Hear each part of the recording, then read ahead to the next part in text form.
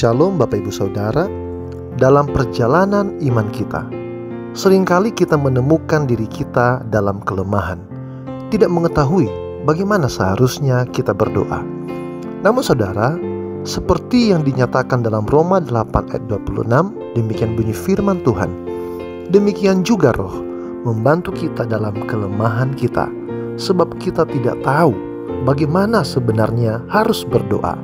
Tetapi Roh sendiri berdoa untuk kita kepada Allah dengan keluhan-keluhan yang tidak terucapkan.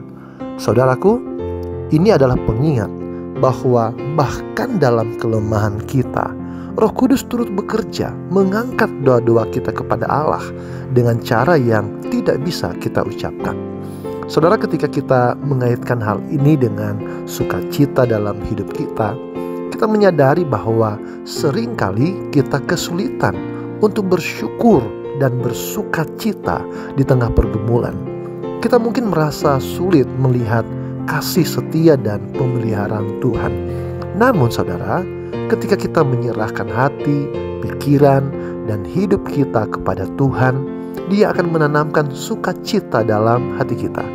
Dengan demikian, kita dapat mengatakan dengan penuh keyakinan bahwa hati ini bersukacita, tidak peduli situasi apapun yang sedang kita hadapi. Saudara, sukacita ini bukanlah hasil dari keadaan yang sempurna, melainkan buah dari hubungan kita yang mendalam dengan Sang Pencipta, Tuhan kita, Yesus Kristus. Dalam setiap nafas dan langkah, kita diajak untuk mengalami sukacita yang melampaui pengertian manusia. Sukacita yang bersumber dari kehadiran Roh Kudus dalam diri kita.